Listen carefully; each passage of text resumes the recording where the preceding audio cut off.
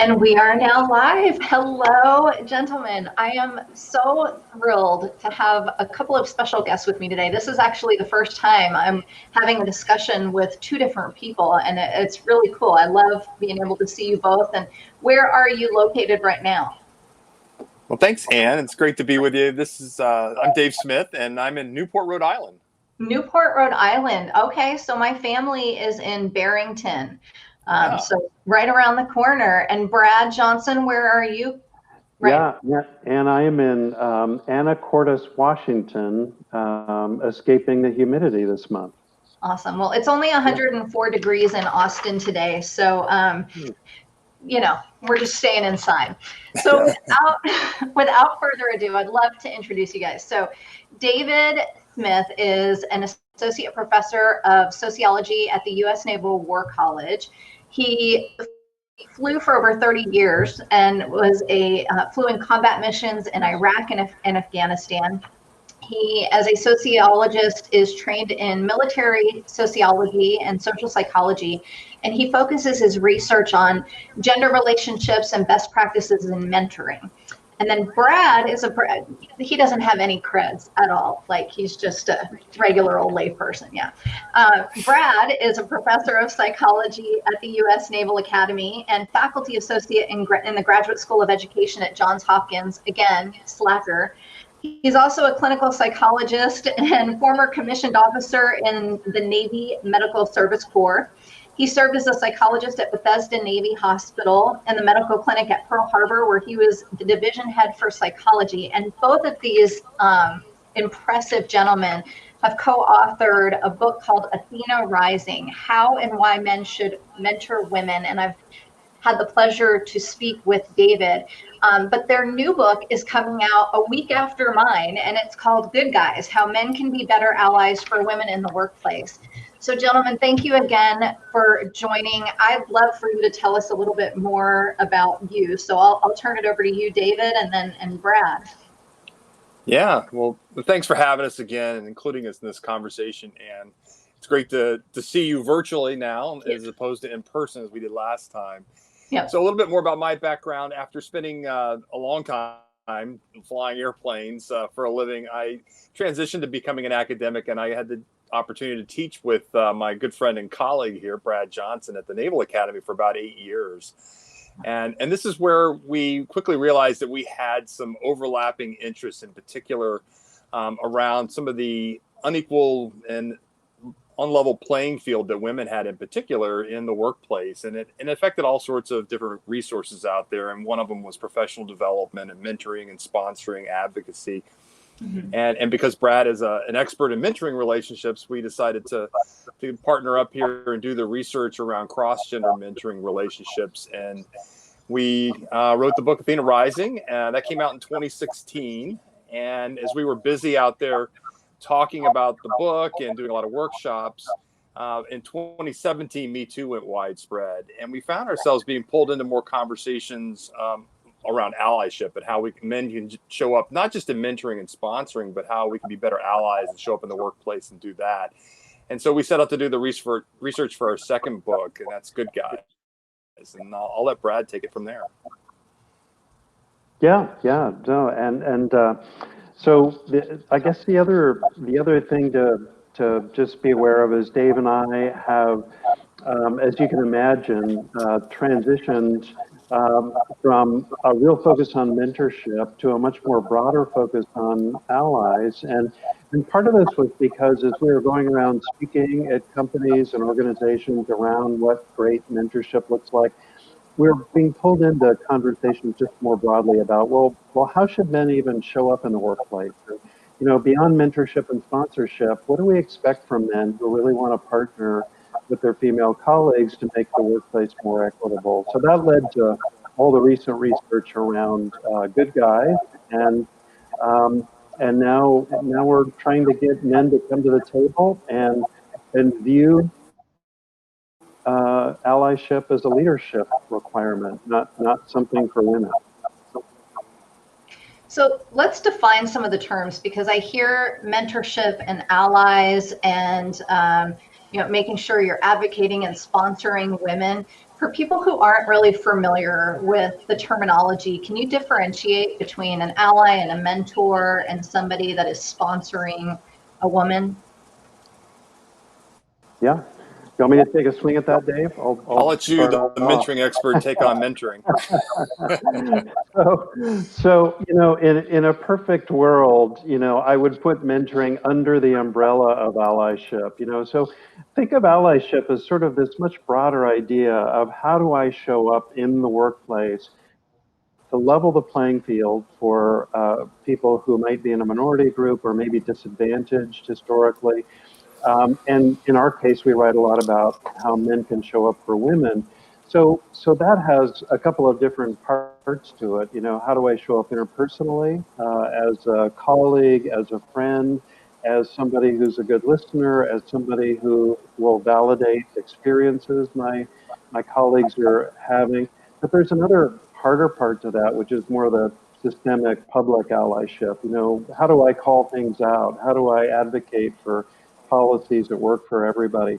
Now, one piece of terrific allyship at times can be mentoring and sponsoring, and that really has to do with a very specific kind of developmental relationship. And not everybody that I might, be an ally for will be somebody that I'm mentoring. But when I'm mentoring somebody, I'm in their corner, right? I'm showing up for them as somebody pushing their career forward. I'm interested also in how you're doing personally. I am somebody you can count on. I hope that I'm also doing some sponsoring for you and opening doors and networking you, pushing you forward that way. So that's a much more specific kind of relationship under that broader allyship umbrella.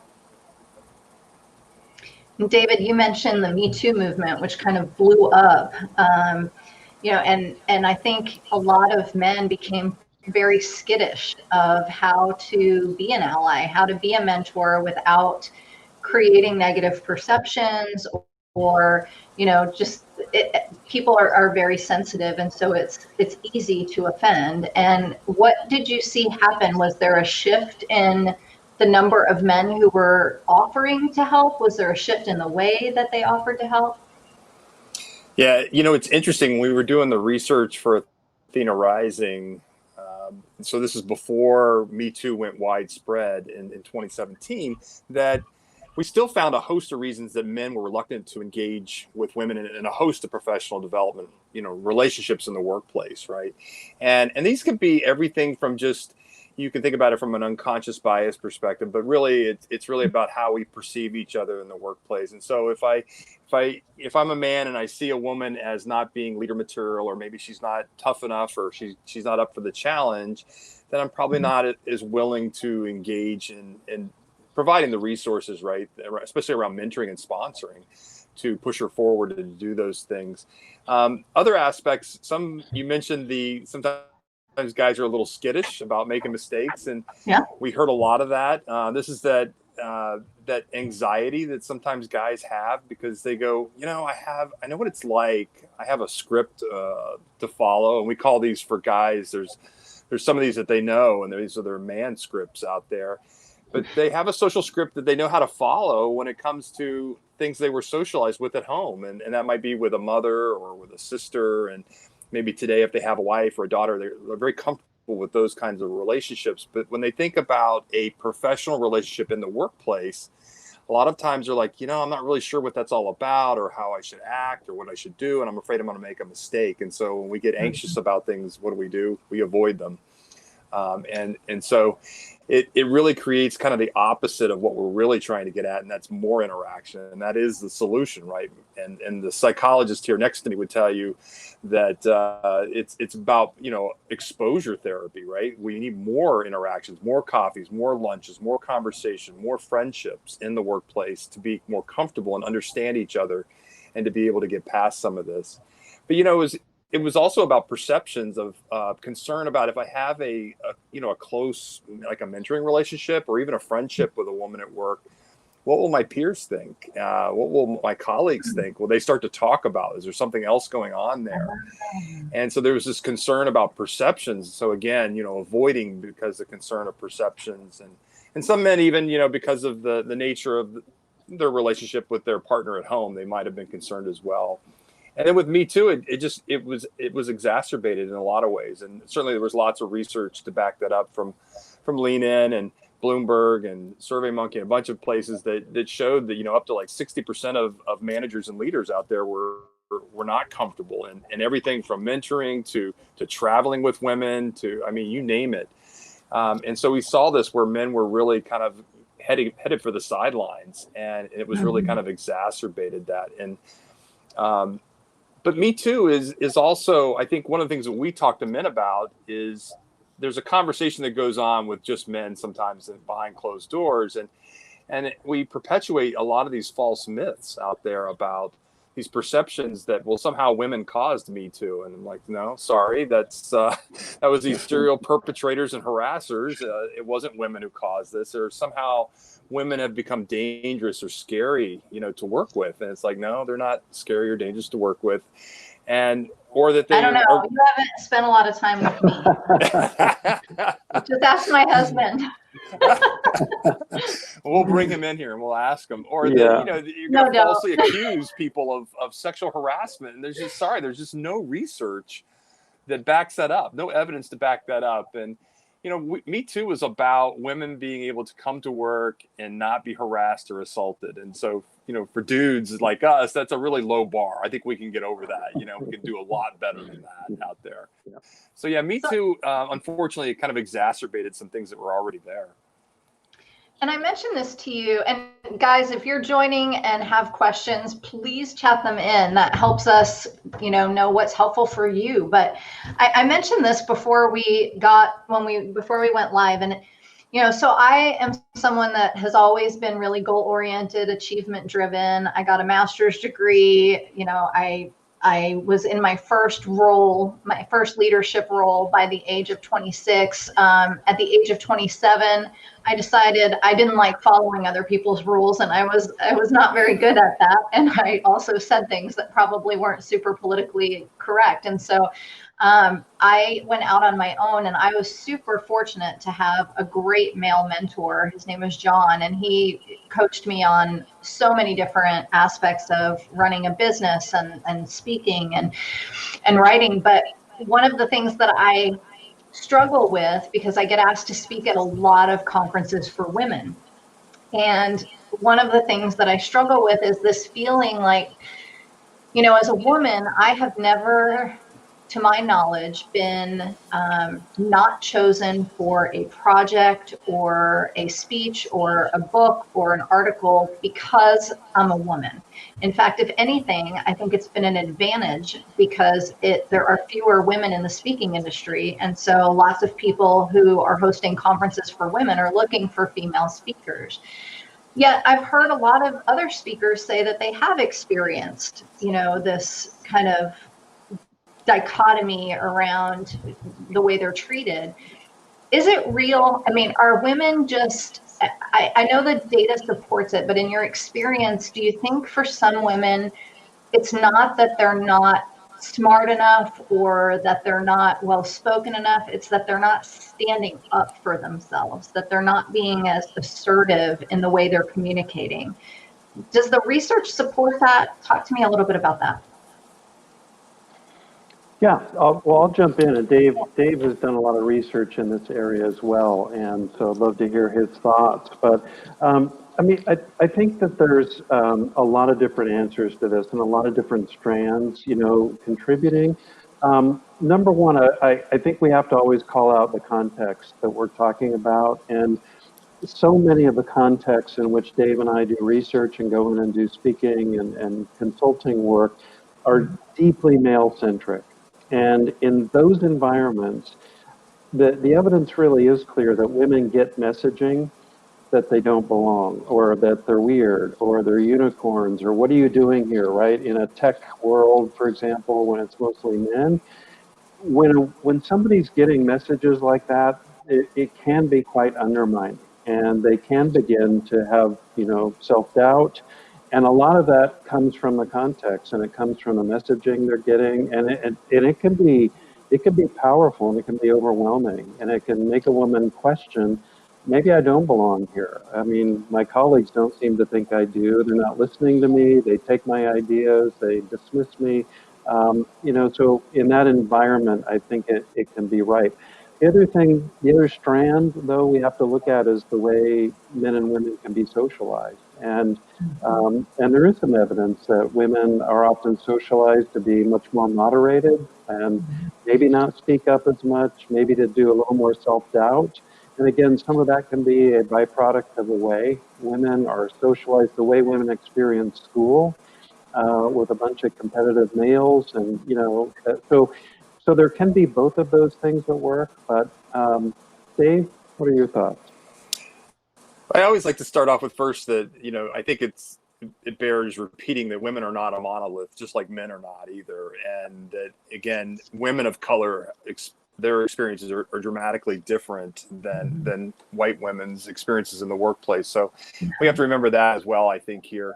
The other thing is that even in, Brad mentioned in very kind of traditionally or historically male professions out there, this is really a challenge. And where you see this is they're trying to do a lot of recruiting and be very good about diversity and their diversity numbers. And I think in some ways, even in the kind of the STEM tech world, there are improvements being made there on the recruiting side of it, but it's the retention piece that in particular is the challenge, and the promotion and advancement. And you just don't see the numbers as you go up in the organization. And, McKinsey's research over the last 6 to 8 years now has consistently shown that you get past the first level of leadership manager, and this is where the numbers start to dramatically drop off for women in particular.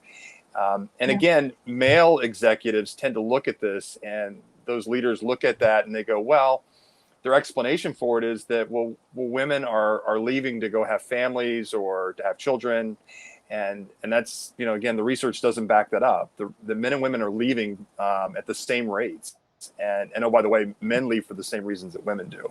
It's about 2% are leaving actually for family reasons to start that. So I think we have to be aware of that. And the other one is Brad was bringing up the kind of socialized aspect. I think this is important too, to remember that yes, women don't self-promote in the same way that men do, and aren't promoted in the same way as men are, because we often get promoted based on our potential, whereas women are not.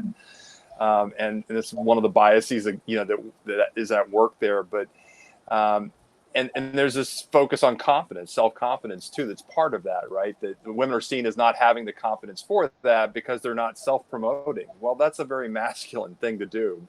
Guys do that. Not that all guys do it, and not that all women don't do it, but we tend to generally do that more. And it's not that women don't have the confidence in themselves or their abilities. It's they just don't promote it in the same way as outwardly as we do as guys.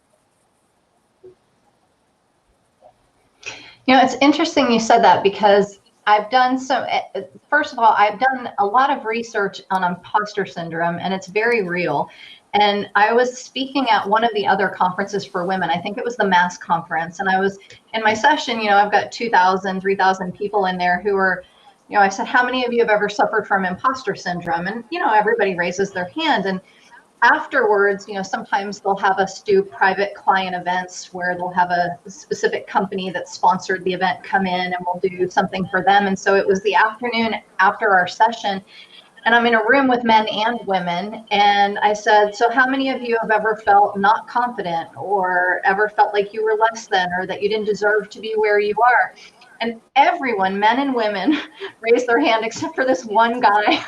I remember, I was like, so you've never had like lack of confidence? He's like, no. Like, you've never wondered if you're good enough? And he was like, no. And I don't know if that's a male thing, because other men raised their hands, and most men that I've talked to have the same insecurities as women. But do you find that the research shows women are less confident in their abilities than men? Or that women feel like they have imposter syndrome more often than men? Yeah, that's really interesting. And in the research Dave and I have done, and we've actually written a little about imposter syndrome too. And it's really interesting. I think one of the factors here is that women are often more willing to admit it and acknowledge it and talk about it. And so like in a mentoring relationship, she may share that she's got self-doubts and concerns.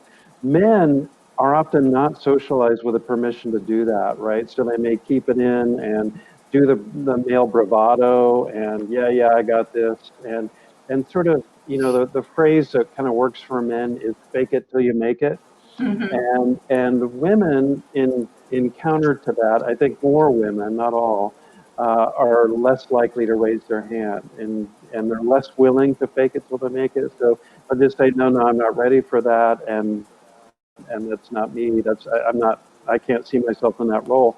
This is where it really is useful to have a great mentor, sponsor who can say, can we talk about that? Because I see you there. I see you in that next thing, and you're telling me you don't see yourself, you're not ready. Can we at least have a conversation? And this is where I think a mentor can be quite powerful in pushing somebody forward and saying, you realize that there are guys in this company who are putting their names in for this promotion who are like half as qualified as you are. So can we have a conversation about why you feel you're not? Because I see you differently. So, as in terms of golden opportunities for mentorship, I think that's one of them. Yeah. David? Yeah, I was just going to say there's an ally piece to this as well that's really important that we've been writing about recently. And this gets at, you have to have the humility to, as an ally, right, to be able to listen generously to somebody with the idea that, they have their experiences may be very different from my own. And I've got to be open to learning about those and have a learning orientation. And it takes a lot of, cultural humility or gender humility, whatever you want to call it, right, to be able to do that and to listen and to understand that. And I think that, in particular right now in this time we are in our country, that this is one of those things where in particular that as white men that we have to take on and think about our own humility and how are we going to develop awareness if we're not willing to self-educate and then to listen and ask good questions as we talk to our our colleagues and peers and friends out there about what they're experiencing in the workplace and how that may be very different from our own, and begin to question, the processes and the everyday practices that in some ways we may be contributing to in a lot, and it's like, maybe I am part of the problem in some ways, and I have to be able to question that. And so it takes a lot of humility to do that, and a certain amount of vulnerability that, again, we're not socialized in many ways as men to acknowledge. So let's say you're a man and you want to be an ally. You want to be supportive, but you don't know what to do. So what does it look like behaviorally? What does it look like for a man to be an ally and supportive and a sponsor? What can they do? Yeah. Well, Anne, I hope you have all day because we've got This is happy hour, Brad. I got nothing but time. We've got a whole book of ideas to answer that question, but I think a way to begin the conversation, maybe Dave and I can each choose like 3 of our favorite and just share those as a way to begin. But I'll start with on the interpersonal side, right? So how does a guy show up in the workplace in relationship with women that he works with, if he really wants to become more effective as an ally? So number one, this one may shock you in terms of how simple it is, but I cannot tell you how many women Dave and I have interviewed for the last couple of books. And when we ask them, what does it look like when a guy is a really great ally or mentor for you? The number one thing we hear from women is, could you just listen, right? Could you just listen, for goodness sake? Apparently men really wrestle with this. And I think Dave and I really didn't appreciate how bad we were as a species at listening. Until we heard from all these women that, guys are not good at this. So number one recommendation for men, really work on the listening. And that means you're not there to fix her or fix her problem or solve things for her. You're really there to listen generously and hear what she's saying and validate and paraphrase back to her so that she feels heard. If guys could be better at that, I think they'd be better allies. A second one is, don't make assumptions. Stop there for a second, because every woman around the world who just heard you explain that is going, yes, yes. Right. Yeah. We don't need you to fix it. We just want you to listen. It's amazing. And, as Dave and I, at some point when we were doing the interviews for Athena Rising, we'd each done like 20 or 30 interviews. And at some point we checked in with each other and we just said, hey, dude, are you hearing this over and over again that men don't know how to listen? And that's the one thing our female colleagues are asking us to get better at. And we'd like, yeah, I'm hearing the exact same message. So it's kind of humorous, but it's also, there's a sad element that we men, it just goes over our head most of the time that we're not doing that as much as we should. So definitely the generous listening. Secondly, avoid assumptions. Because she's a woman, blank, whatever that assumption might look like. And we men struggle with that as well. We assume that she'll want to do this in her career, or she wouldn't want to do that, right, because she's a woman, or, we do all kinds of assuming.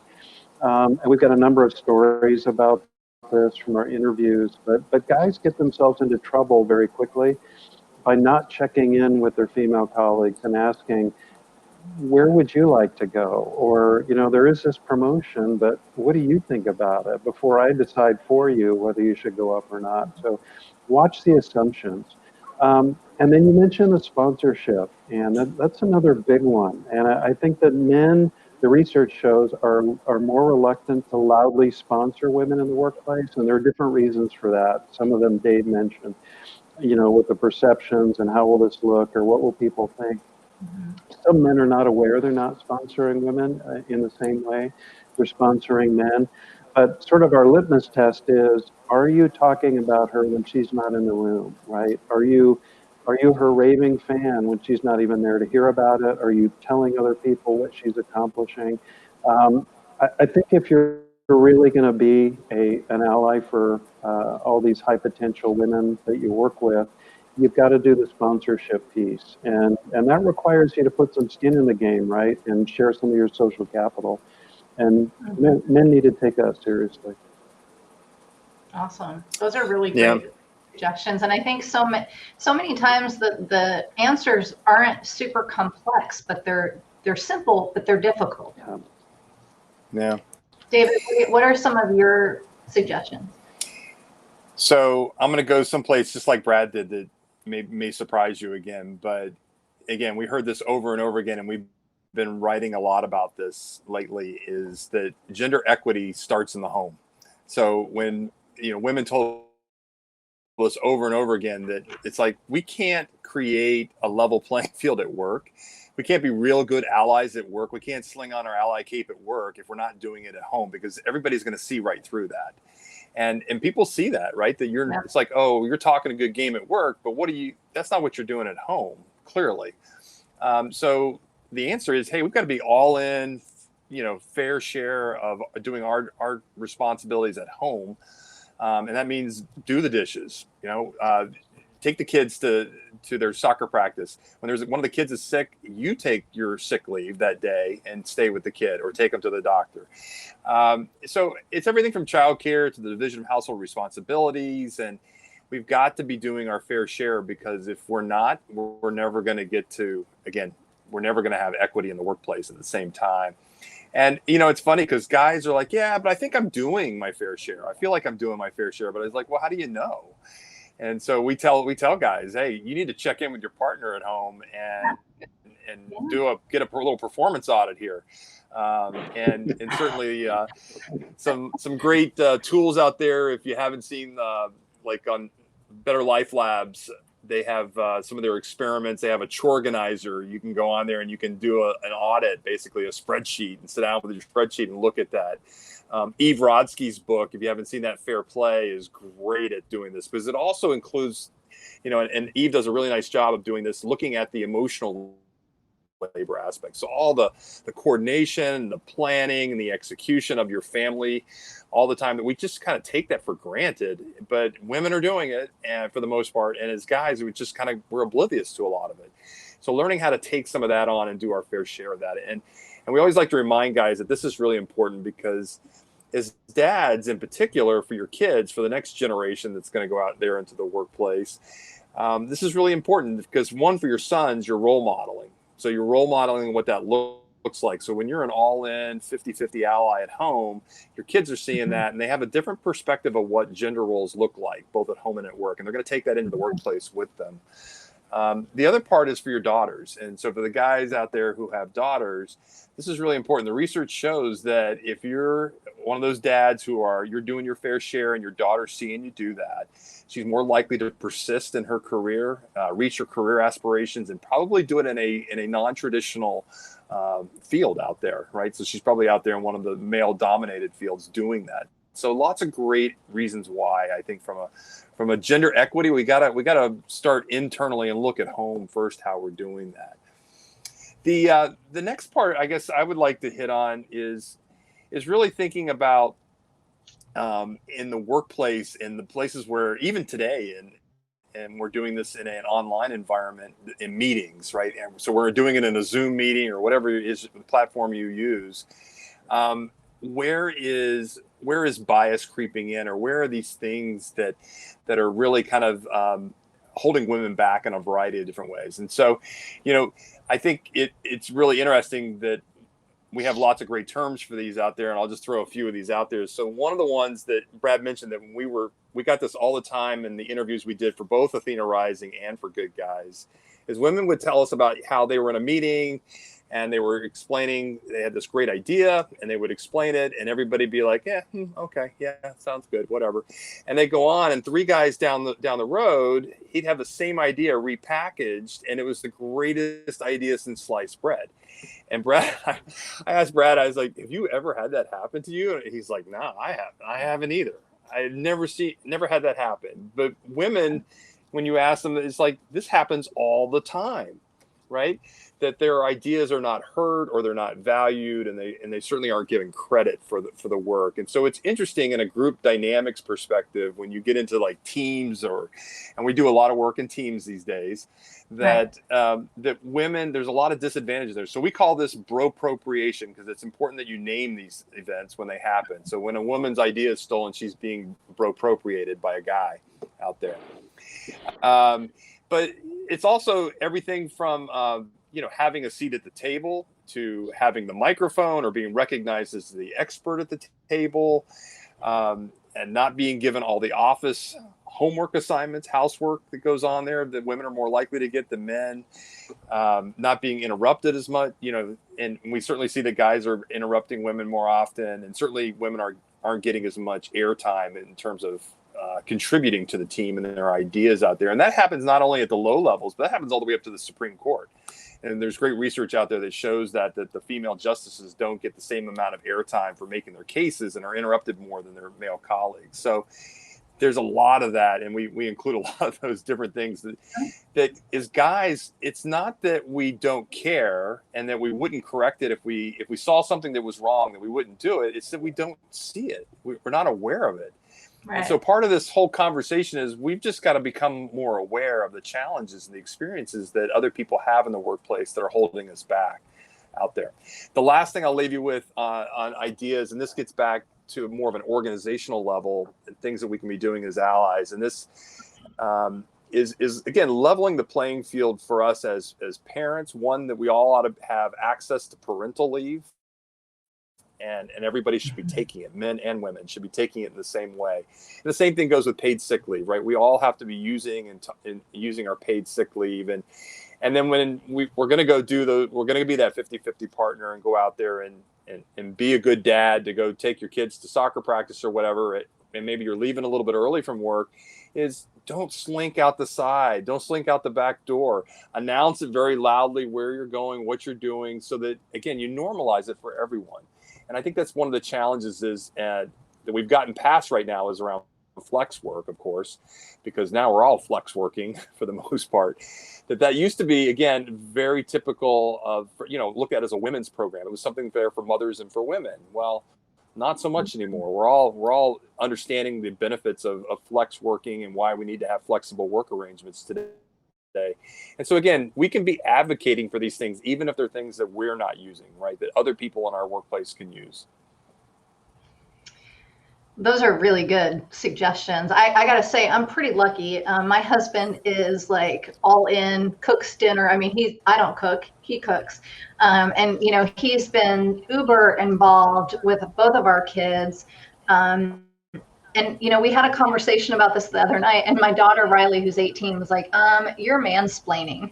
I thought it was interesting that we're raising a generation who knows what these things mean. But, you know, he was saying based on his friends and his interactions, he thinks that men have become more involved as fathers and more involved as advocates. You know, back in the 60s, the guy would come home, sit in their chair, pop a beer, and it was the wife's job to make sure the dinner was made and the house was cleaned up and the kids did their homework. Do you see it shifting like that, or is that just his random perception since he's a good dad and husband? Dave, you've been tracking this latest research, so go ahead. Yeah, and it has been for like about the last, probably almost 30 years now. We've seen in the research on division of household responsibilities that men are doing more, and they're continuing to do more. The problem or the issue is that women are still doing more, even though we're doing more at home. Our partners at home are still doing more than we are.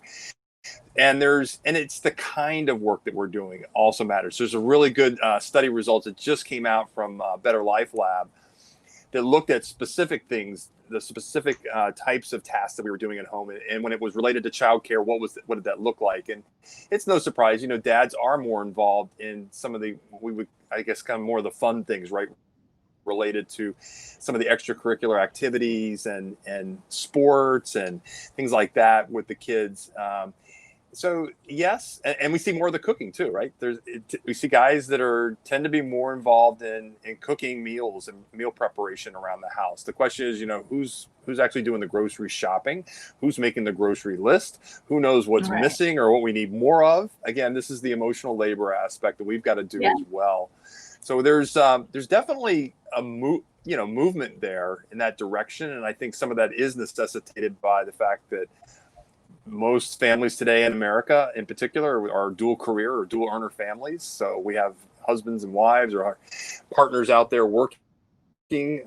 Everybody's out there. So it's kind of necessary that we're all doing it. The question is, does your boss or does your manager or does your workplace value that? And do they understand that, hey, everybody needs to be doing that equally? And I think that's one of the challenges when we get back into the workplace is bosses don't understand that, managers don't understand that, and they're not providing the same opportunity for men as they do for women. Yeah, and I would just add, Ann, that although that it sounds like it's a movement in the right direction, Dave and I have been looking at some of this research even during the COVID pandemic where most people are working from home. And what we still find is a big discrepancy in perception. So dudes think they're doing a lot more. And when you ask their partners, not so much. Men tend to have this sense that, it's really 50-50. And when you ask their partners, no, let me give you a very different ratio. So in terms of bridging that perception gap, we still have work to do, I think, with our partners. So you mentioned COVID, and I'm curious to know what that does to the dynamic, because you go from having everybody who's interacting regularly and I don't necessarily think it's the formal meetings that accomplish as much. It's the informal interactions between the cubicles or offices or at lunch that I think can often facilitate these conversations. How have you seen COVID change that now that we're all virtual, and what can both the men and women do to kind of step up their game in this area? Yeah.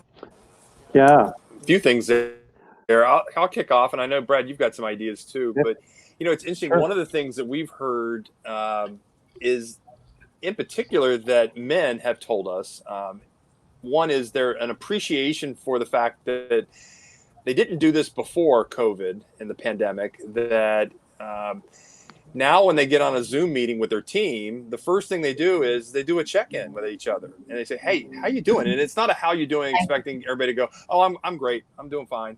No, there's an expectation that you're going to talk about what's going on and why there's all these, dogs and cats running around and kids hanging from the chandelier above your head or whatever. How are you? The shit has hit the fan.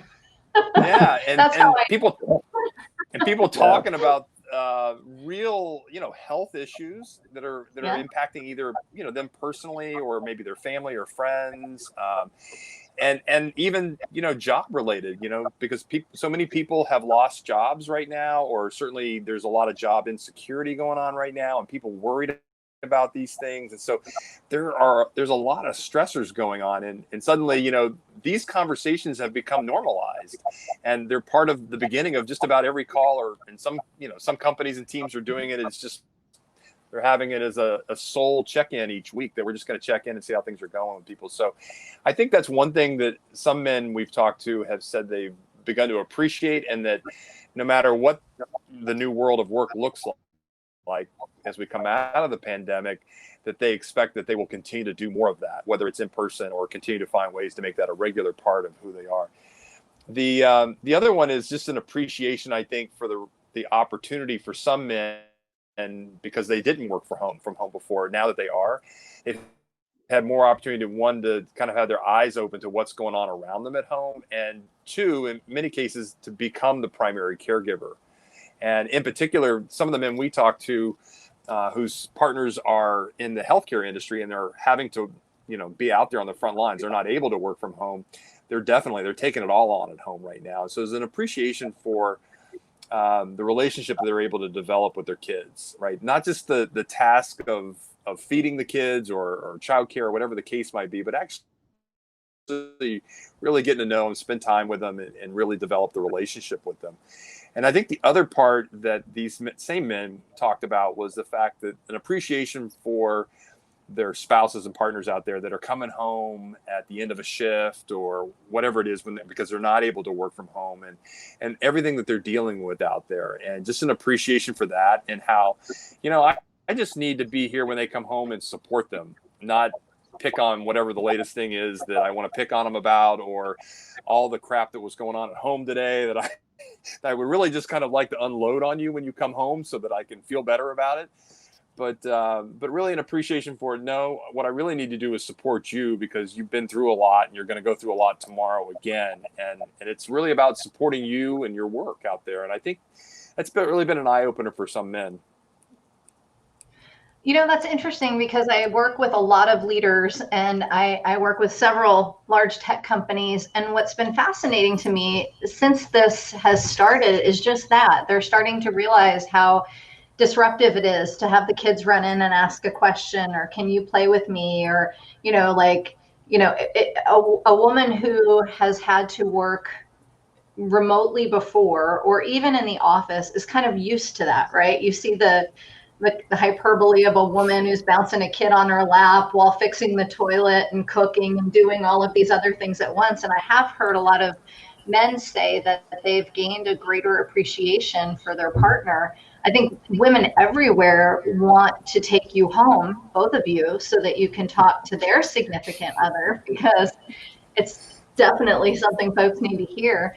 It's interesting. Do you find, from an emotional intelligence perspective, I have been surprised, because I do a lot of work on organizational resilience and leadership, and I've been surprised at the demand for emotional intelligence that is coming from men. Are you seeing that too, where it's like this desire, they don't know what to do, but they want to do it? Yeah. Well, yeah. So, it's one of the big things Dave and I, have been talking about, because it has so much to do with both mentoring and the interpersonal side of allyship, right? And, the emotional intelligence stuff makes me so much more effective when it comes to my relationships writ large. And so, boy, if I can show up in the workplace and really be self-aware, right, and really be a great listener, be able to modulate my emotions, be able to read other people's emotions very effectively, and be sort of astute with that, I am just going to be far more effective when it comes to engaging with people that I'd like to push forward, or people I'd like to support, people I'd like to mentor. So I think that's really important. You know, in the 20th century workplace, and I really think that we didn't talk about this, and men especially were not asked to have EQ, right?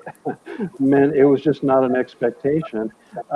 You know, now, 21st century workplace, it is a job expectation, and we do expect men to be more effective at interpersonal stuff and more effective when it comes to empathy and ability to listen. Um, so yeah, men have got to get better. I think this is a big chunk of what Dave and I cover in Athena Rising and Good Guys.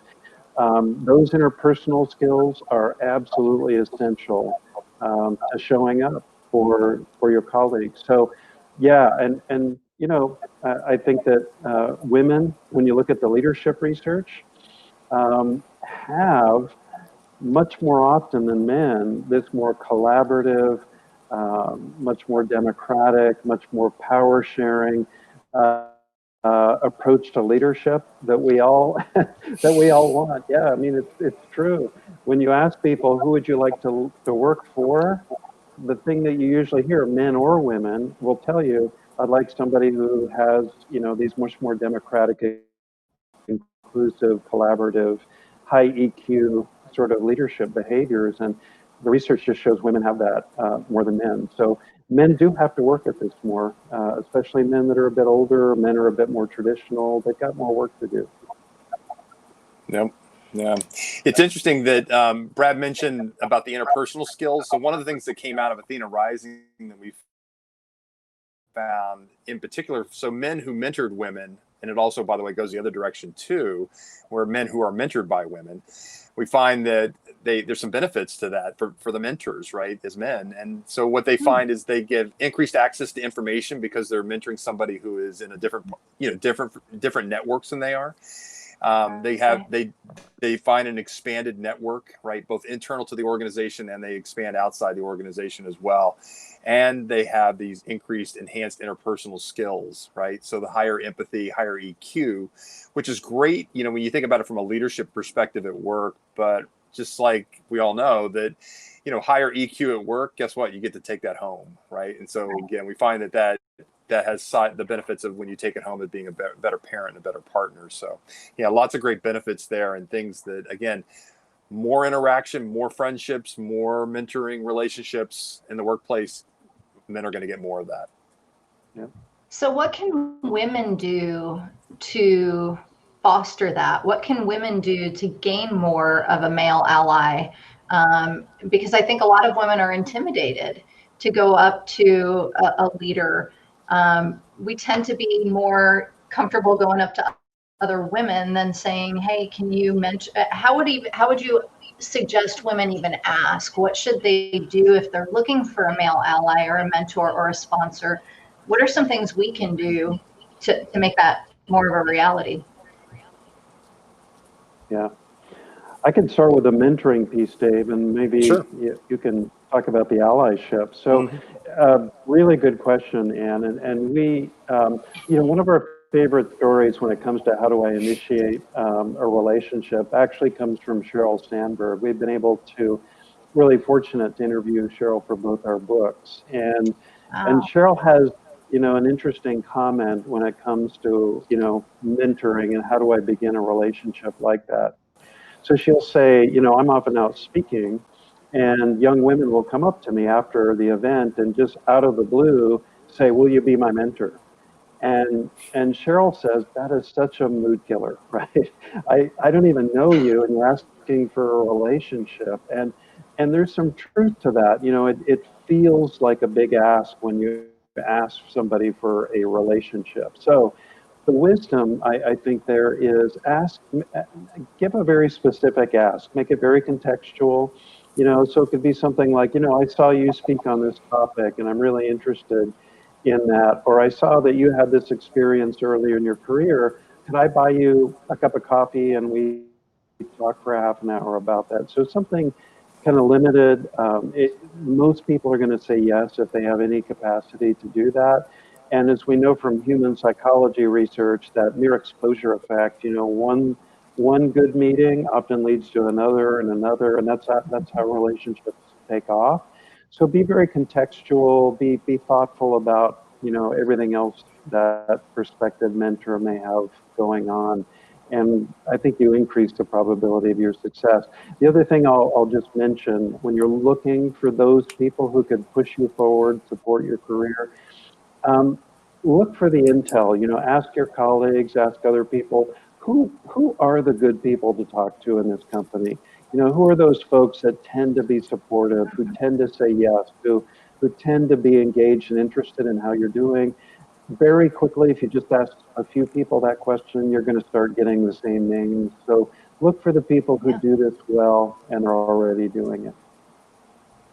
That's great. And as we learned the other day, if you're doing that for male allies, that for women, you just go to the Whisper Network.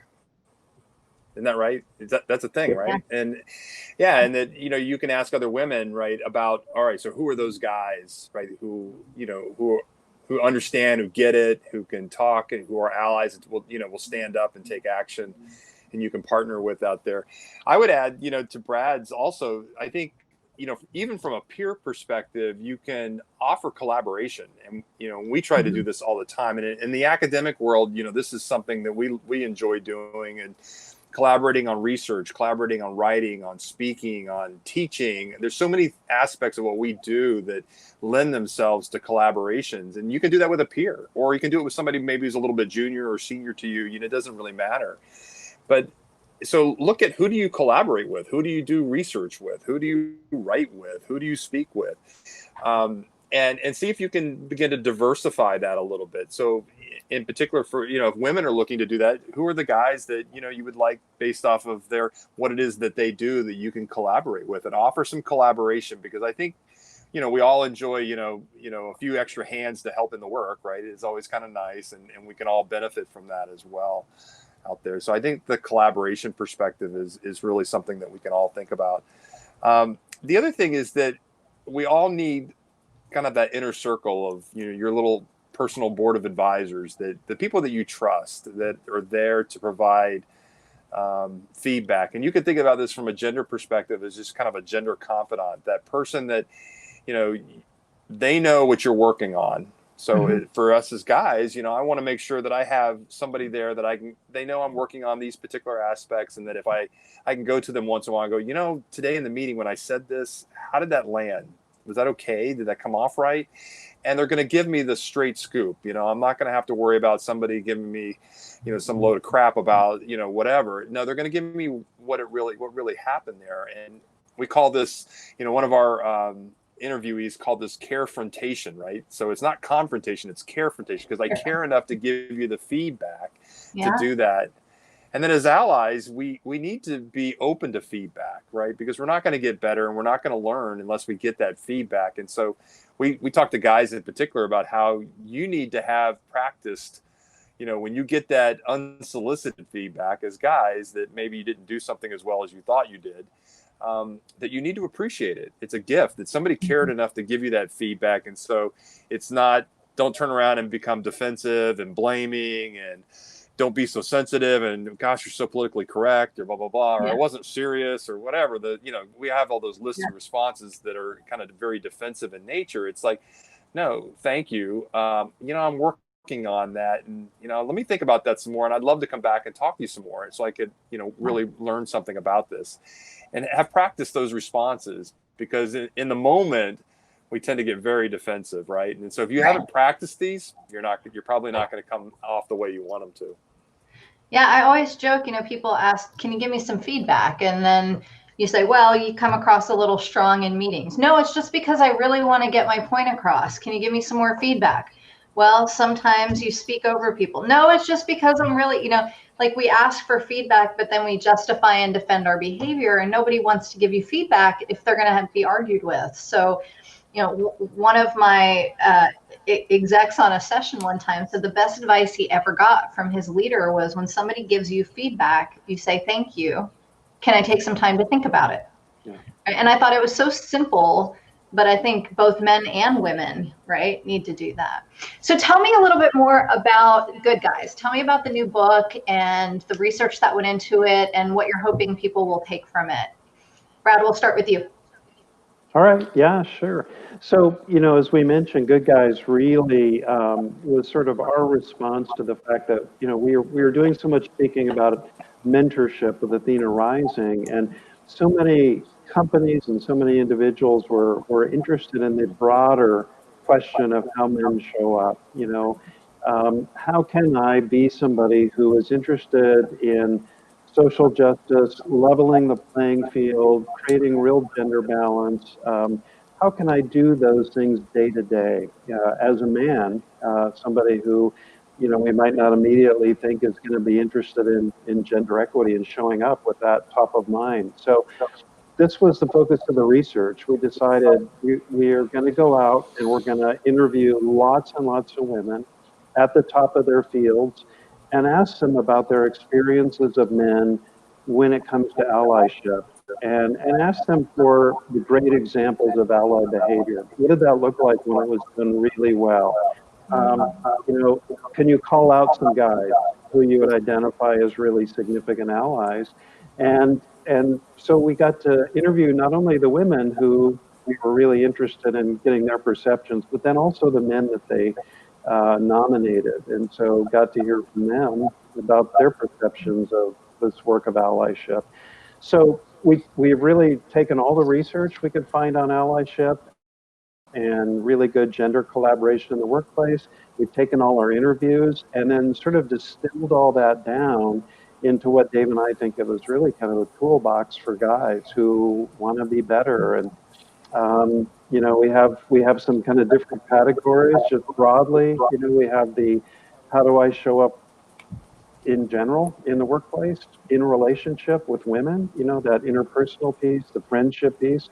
And then there's more of the public and the systemic side of this. And that often is harder for men, right? I can be nice and do the interpersonal stuff and work on my EQ, but it's much tougher for me to disrupt, maybe it's the bro-appropriation or the man-interruption or bias sexist comments or jokes, in a meeting. That's harder work.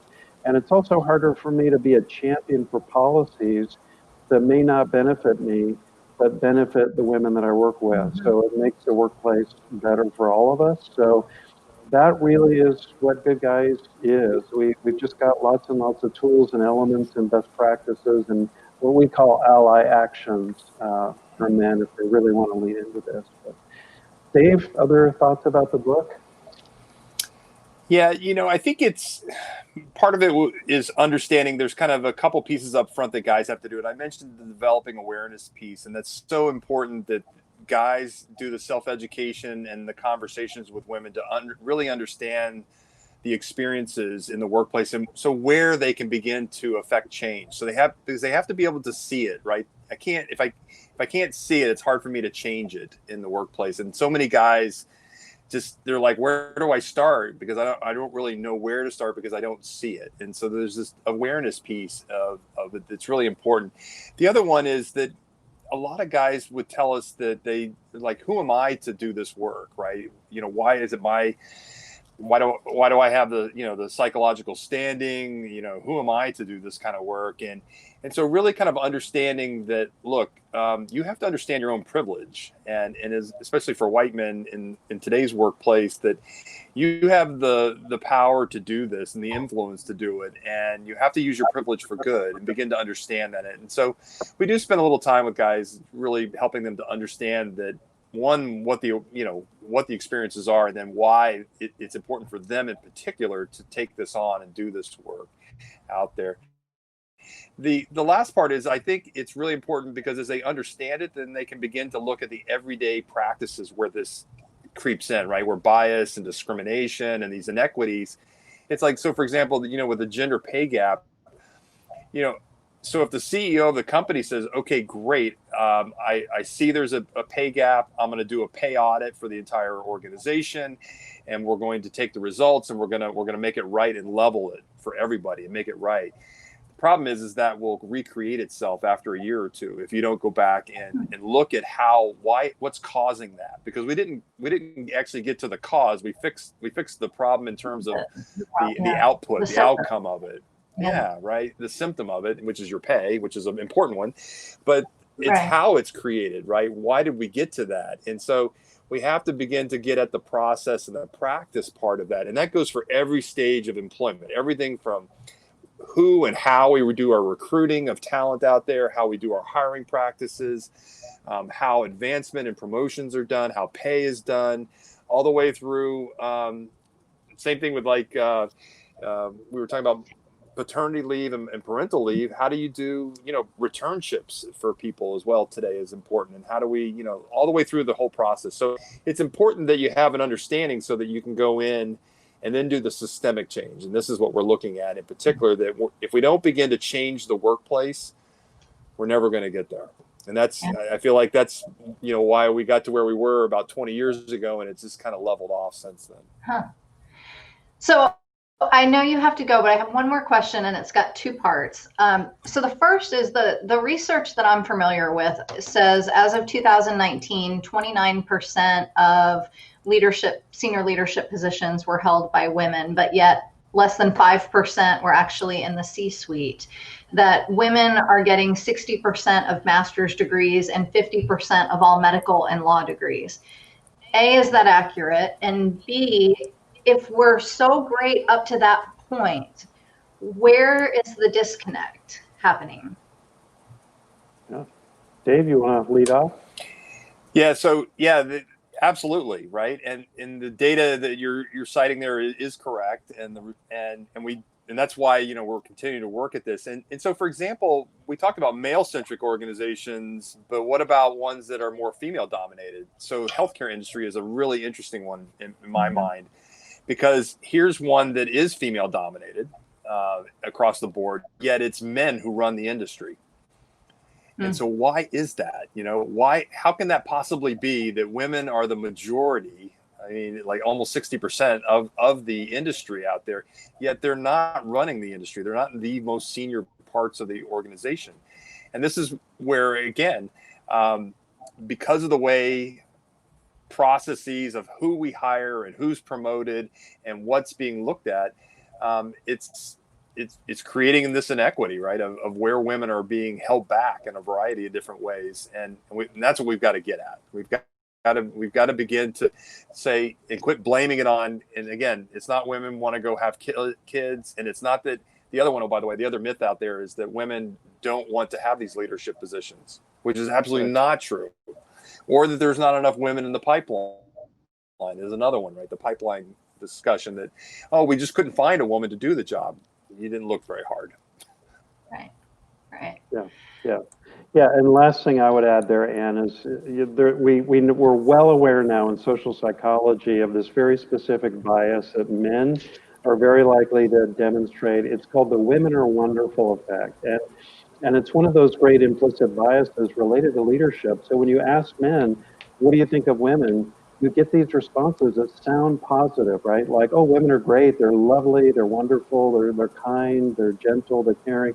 And those things sound nice. But what men are not saying, they're great leaders. They're rock star, entrepreneurs. They're take charge people that we should be promoting. Yeah. So we have to get to some of that implicit. That's called the women are wonderful effect, by the way. And we have to help men recognize that that's operating. And if they're not seeing women as future leaders, they're probably disadvantaging women when it comes to promoting and mentoring and sponsoring. Wow. Well, you've given me and us so much to think about. I could talk to you for days, but I know it is Friday afternoon and folks want to get back. If people want to learn more about Good Guys or Athena Rising, or they want to find you, what's the best way to do that? Yeah, probably our web pages, and I'm wbradjohnson.com. Okay. Find me there. Yep. And I'm at davidgsmithphd.com, and we write regularly for hbr.org as well, so you can always find us there. Yep. I love that. I've written a couple of articles for them, and they're great to work with. So, guys, thank you so much for taking the time to chat with us. I can't tell you how much I appreciate it and how much I've learned. So, thank you for that. I hope you have a wonderful rest of your weekend. And again, if you are a guy out there who's listening, there are actions that you can take to be more of an ally for women. It sounds like, you know, the desire is there.